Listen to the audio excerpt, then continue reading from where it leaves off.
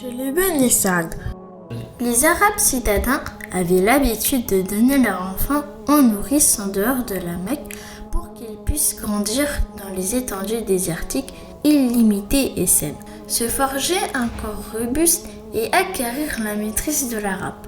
Le prophète sallallahu alayhi wa sallam fut confié à Halima Sa'diya de la tribu des Bani Saad.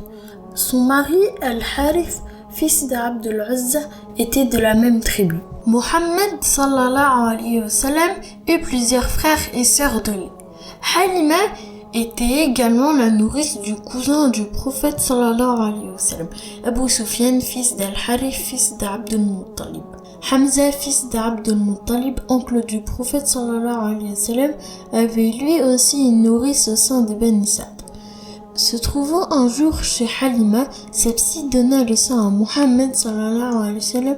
Ainsi, Hamza et le prophète sallallahu alayhi wa sallam sont frères de lait du côté de Thuwayba et de Halima.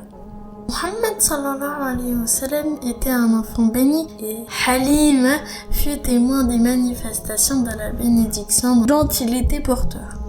Halima, accompagnée de son mari et de son bébé qu'elle allaitait, sortit de son village, de même que d'autres femmes de son clan en quête de nouveau-nés à allaiter.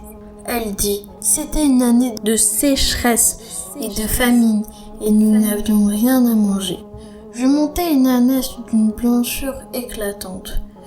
Nous avions également avec nous une vieille chamelle dont nous n'avions pu tenir la moindre goutte de lait. Nous ne pouvions pas fermer l'œil de la nuit, tellement notre enfant pleurait de faim. Je n'avais pas assez de lait pour calmer sa faim et la chamelle ne donnait aucune goutte de lait. Nous prions constamment pour avoir de la pluie qui apporterait avec elle le soulagement. Arrivées à la Mecque, les femmes cherchèrent des enfants à allaiter. Aucune de nous ne voulut pour l'envoyé de Dieu sallallahu alayhi wa sallam car il était orphelin. Nous espérions la récompense du père de l'enfant. Nous disions, que faire d'un orphelin? Que pourrions-nous recevoir de sa mère et de son grand-père? Toutes les femmes purent prendre un nourrisson hormis moi. Lorsque nous fûmes sur le point de repartir, je dis à mon mari, « Par Dieu, je n'aimerais pas revenir avec mes compagnes sans avoir moi-même trouvé un nourrisson. Je prendrai l'orphelin. » Il dit, « Ne crains rien, prends-le, plaise à Dieu, qu'il soit pour nous une source de bénédiction. » Donc je retournai le chercher parce qu'il ne restait que lui. Lorsque je fus revenu auprès des autres, je lui ai donné le sein et, à ma grande surprise, j'ai eu assez de lait pour le nourrir. L'enfant ainsi que son frère burent jusqu'à satiété, puis s'abandonnèrent au sommeil alors que mon bébé ne pouvait avancer à dormir. Mon mari se leva pour traire la chamelle et, à son grand étonnement, elle nous procura beaucoup de lait. Ainsi avons-nous pu boire jusqu'à ne plus ressentir la soif. Le lendemain matin, mon mari me dit « Par Dieu, sais-tu, ô Halima, que tu as recueilli un enfant béni ?» J'ai répondu « Par Dieu, je l'espère. » Monté sur mon ânesse avec Mohammed, nous poursuivîmes alors notre route et l'ânesse dépassait tous les autres ânes qui avaient du mal à suivre son allure au point que mes compagnes dirent « Oh Halima, malheur à toi, hâtons-nous, n'est-ce pas l'ânesse que tu avais à l'aller ?»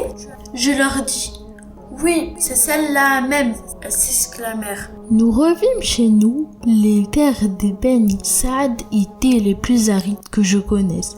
Pourtant, nos brebis rentraient le soir bien repues et pleines de lait. Nous les traions et buvions de leur lait. Nos voisins, dont les troupeaux ne produisaient rien, disaient à leurs bergers « Malheur à vous, conduisez le troupeau, là même où le berger de Halima fait paître le sien. » Mais c'était peine perdue. Nous continuâmes à vivre ainsi dans le bien que Dieu nous prodiguait, jusqu'au jour où j'ai sevré Mohammed. Il avait 2 ans. Il grandissait mieux que les autres enfants au point d'acquérir une belle corpulence une fois ses 2 ans révolus. Nous le ramenâmes à sa mère alors que nous voulions tellement le garder parmi nous à cause des bénédictions qui se répandaient sur nous. Nous insistâmes auprès de sa mère. « Laissez-le chez moi, dis-je, jusqu'à ce qu'il devienne robuste. Je crains pour lui la peste de la Mecque. » Et nous finîmes par avoir gain de cause.